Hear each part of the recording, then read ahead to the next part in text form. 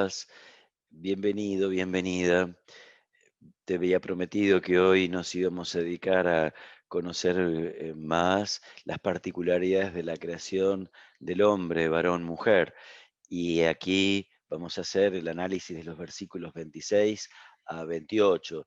Eh, es como una primera parte de lo que tiene que ver con la creación del hombre. El final de la creación del hombre lo vamos a ver en el video siguiente, cuando nos habla de la alimentación. Y también, como estamos en el clímax del relato, te voy a ofrecer la lectura del mismo, pero que no te malacostumbres y no dejes de tener continuamente a tu lado el libro de la Sagrada Escritura. Dice el texto: Dios dijo, hagamos al hombre a nuestra imagen, según nuestra semejanza, y que le estén sometidos los peces del mar y las aves del cielo, el ganado, las fieras de la tierra y todos los animales que se arrastran por el suelo.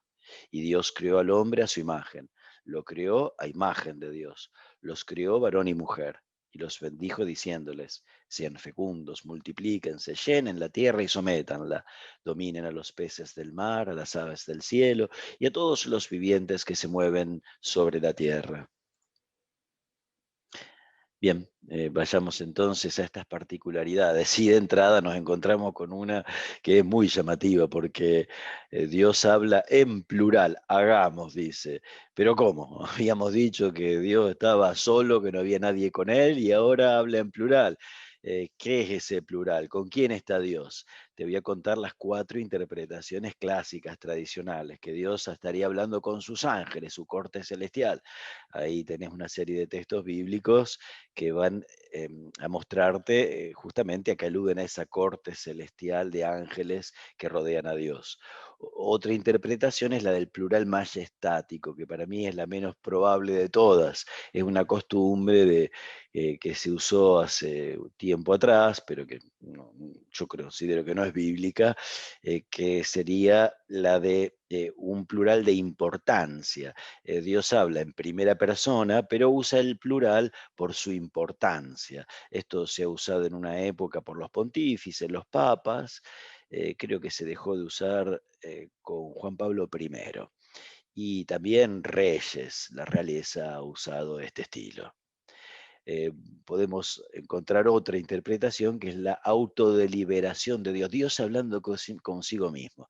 Cuando vos consultás la almohada o yo consulto el espejo, ¿lo hago o no lo hago? Bueno, ese diálogo es inventado por mí para arrancarte una sonrisita. Esta sería la autodeliberación de Dios. También había otra interpretación, que si bien los judíos no creen en una Trinidad, su monoteísmo es estricto, entonces sería como un indicio velado de una pluralidad en la divinidad. Se dirigiría al espíritu o al verbo, pero de modo profético. Yo tampoco me inclino por esta interpretación, pero como soy un pelagato, la mía no la incorporé junto con el resto. Yo me inclino a pensar nada más que se trata de darle importancia al hecho de que se está creando al hombre y se usó un tiempo verbal distinto, el plural, no más que eso. Volviendo a nuestra presentación, hay otra particularidad, y es que se insiste en el uso de modo repetitivo de crear. Volvé al texto y lo vas a notar, y no se dice nada del cómo. Te recuerdo que estamos con la tradición sacerdotal, que le encanta mostrar la trascendencia divina. Dios está por encima de todo, entonces no quiere dar detalles, porque al no dar detalles quedan las cosas en el misterio. Mientras que la próxima tradición, la yavista, se va a regodear en un mensaje, en un lenguaje mítico. Acá estamos en el misticismo puro, en lo apofático, se dice en teología, en lo que no se puede expresar con palabras.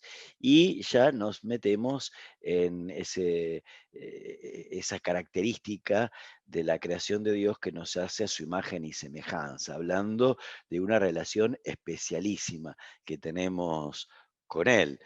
Eh, y para eso podemos interpretar quizás la imagen como una referencia más bien a lo físico, la semejanza al interior o a lo espiritual, aunque de hecho son casi sinónimos en la práctica.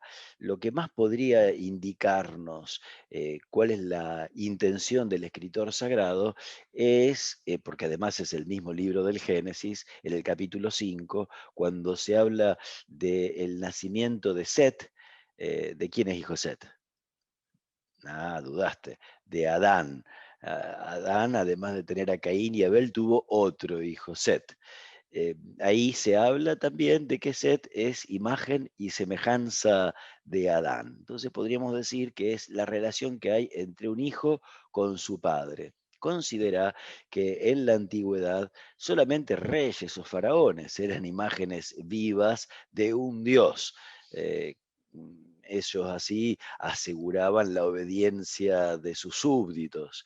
Ahora fíjate, aquello que en la antigüedad se afirmaba solo para reyes, faraones, soberanos, en Israel se afirma para todo hombre. Esto es increíble. Cuando hacemos la celebración del bautismo, a los chicos o a los grandes, los ungimos con el santo crisma. Y la oración dice que así como Israel ungía sacerdotes, profetas y reyes, así ahora la iglesia te unge también en esta clave que recuerda tu dignidad. Em, Así no te olvides nunca de esa dignidad que tenés por ser criatura de Dios.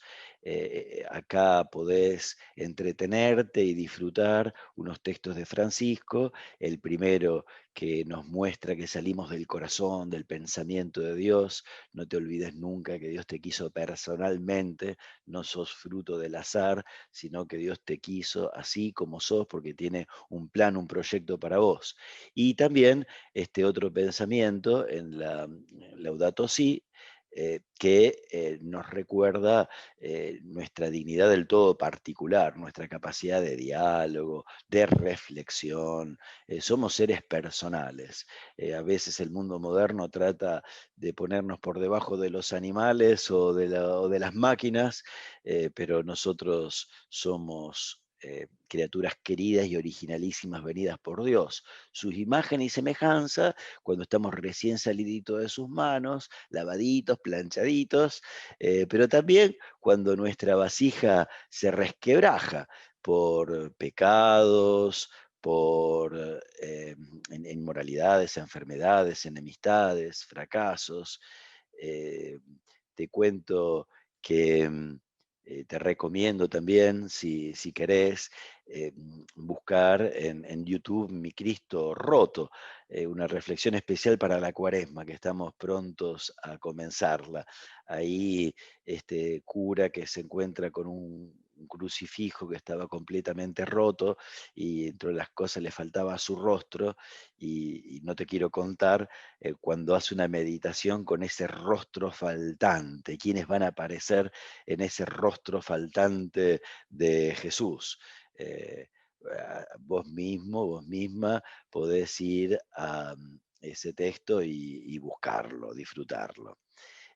También el libro del Génesis, este primer capítulo, nos muestra claramente con la decisión de Dios de crear que nosotros no brotamos de la esencia divina necesariamente, sino que hay una voluntad libre de Dios para venir a la existencia. Y además, el texto cuando dice que nosotros somos imagen y semejanza de Dios, se refiere a todo el ser humano. Aunque Dios no tiene cuerpo, nosotros somos imágenes y semejanza de Dios también con nuestro cuerpo. ¿Cómo es eso? Bueno, el día que nos muramos y participemos ya del pleno conocimiento de Dios, ahí te respondo esa pregunta. Aquí un chistecito que habla justamente de esa imagen negativa que a veces tenemos nosotros de nosotros mismos, de nosotros de la humanidad. Dice el diablo, espero no pasar por entrometido, pero si yo fuera tú, no pondría la creación de los seres humanos en mi currículum. Bueno, está ocurrente, ingenioso, pero nada más lejano de lo que Dios piensa de nosotros, según nos lo revela la Sagrada Escritura. A pesar de que lo hacemos renegar bastante, en algunas ocasiones hay textos muy dramáticos, pero el sentido de la Sagrada Escritura es que Dios nos ama hasta tal punto que está dispuesto a dar a su Hijo por nosotros.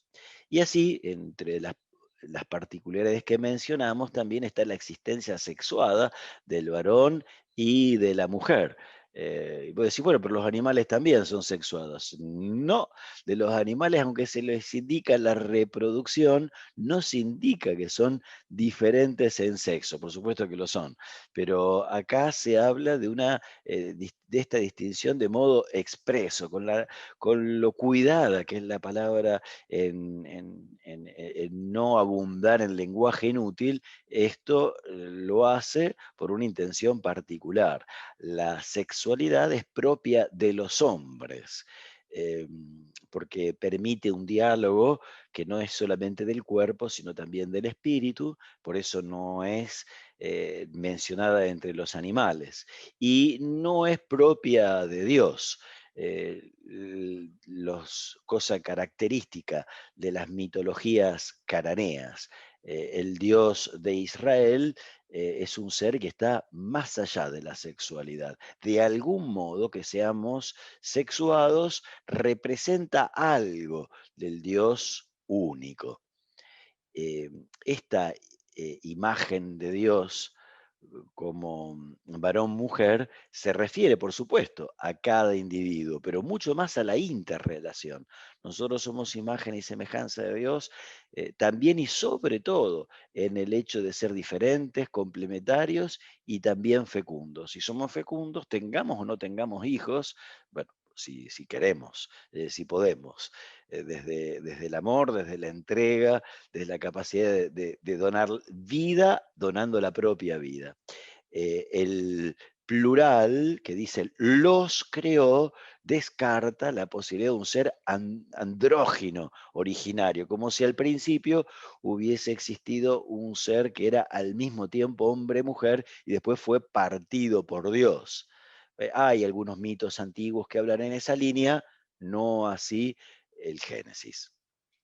Y el ser humano es creado por la palabra, y así nos transmite también la capacidad de ser nosotros, seres de palabra.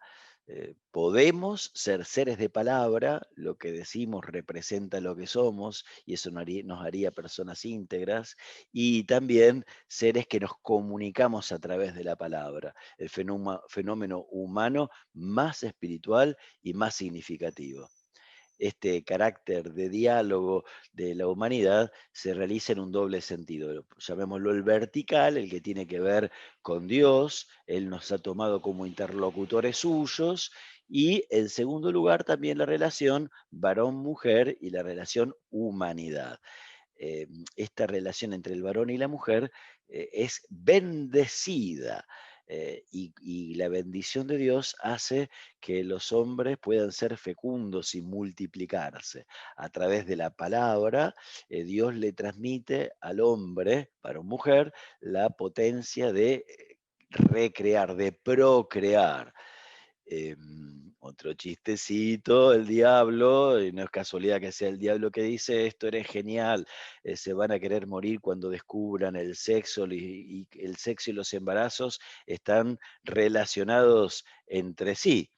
Digo que es muy ingenioso, pero no responde a la mentalidad bíblica. Recién nuestra generación considera los hijos como un problema para los hombres, para la humanidad. A lo largo de toda la historia de la humanidad y de la prehistoria, siempre se consideraron a los hijos como una riqueza, como un valor. La herencia que da el Señor son los hijos, son una recompensa, son flechas en la aljaba de un guerrero, era una bendición. Somos nosotros, esta cultura desesperanzada, y que se esfuerza en no querer tener futuro, que no valora la fecundidad como siempre la valoró la humanidad, no solo los creyentes del Dios de Israel o del Evangelio, sino todas las culturas han valorado enormemente eh,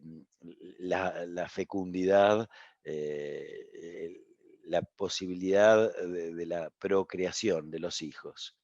Y ya concluyendo, Dios le concede al hombre también una misión y una tarea. Le concede y le da una misión y una tarea, dominar sobre el resto de la creación. Esta palabra, algunos se molestan como si nos habilitara a maltratarla. Bueno, el texto no dice que podemos destruir o maltratar, el texto dice que dominemos, para dejar bien en claro que el ser humano está por encima de toda la creación. Como lo decíamos antes con Francisco, con el Papa Francisco, esto no tiene que llevarnos a maltratar la creación, sino todo lo contrario, a sentirnos más solidarios con ella y a bien representar a nuestro Dios, al Creador, tomarlo verdaderamente como una misión. Y así concluimos con nuestras particularidades. En el próximo encuentro vamos a hablar sobre los alimentos y ya te dejo la duda. ¿Será que la Biblia quiere que seamos vegetarianos? Lee el texto y la próxima lo compartimos juntos. Que Dios te bendiga. Nos encontramos la semana que viene.